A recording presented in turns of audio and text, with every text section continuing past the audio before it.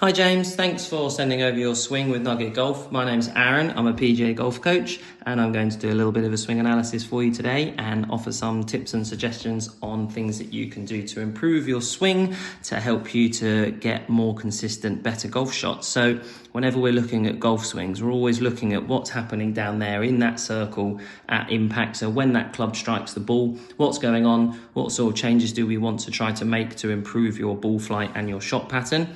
And then we start to look in the bigger circle for clues as to reasons why things are happening in that side, that smaller circle. So that's what we're going to help you with today. Now, looking through a few of your shots and also reading your notes, it seems like you struggle with two shots, either a big push or a big push slice over this way, or the golf ball sort of hooking round to the left. So we're going to be looking as to why that's happening. Now, from looking at a few of your swings, going through impact, so if I pause it at this frame here, so going through the ball, I can certainly see that the golf club is moving to the right. So the club path is what it's called, is moving to the right. Now, just to be clear, the club path is the relationship between the direction that the club is traveling in and the target. So let's pretend for this shot, you are aiming at this green arrow. Whether you were or not is neither here nor there for this example.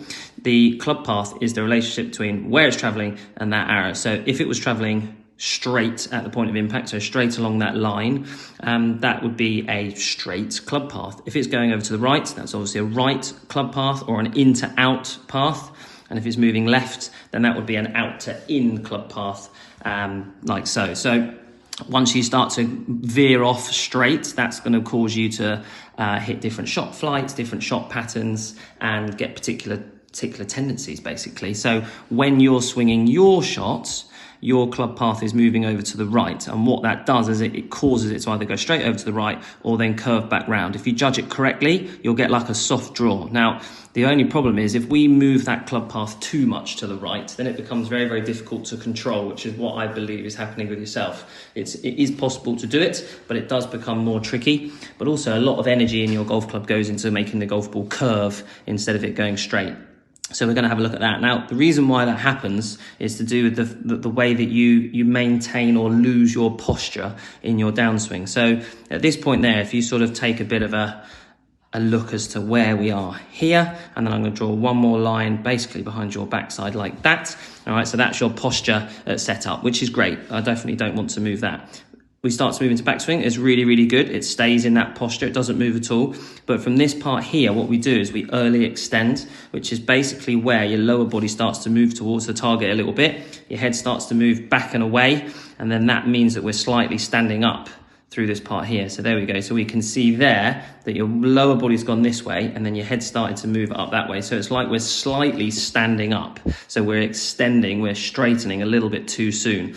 What that tends to do is it tends to make the golf club just fall a little bit behind you, which it has there. You can see it's slightly behind your hands.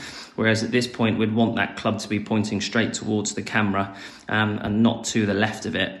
If it falls slightly towards your hands, then that's going to mean the club's going to be moving out to the right, and then that's going to cause you your bad shots. So what I'd want you to try to practice is to avoid early extending and avoid that lower body sort of thrusting and pushing towards the target. Now, it's really tricky to do this, and it can take a little bit of practice, but as it's coming into the winter, it makes it really good time to practice doing this down the driving range. So what I'd want you to do is either grab your golf bag or a tour stick or whatever you've got, and then basically rest it up against your backside here.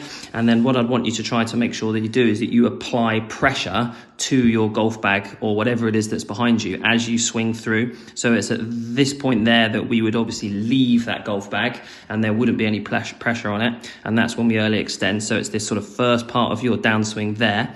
So that's the bit where I'd want you to really feel like your pelvis is moving backwards and away from the target.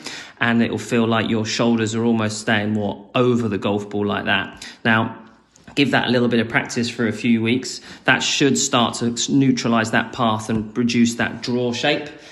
Keep using this app because you can obviously you can obviously see whether you're losing posture in your golf swing after every single one. So continue to do that. And then in a few weeks' time, if you wanted to check in again for some more feedback, by all means do so. Send it over to myself and then I can help you with what to do next.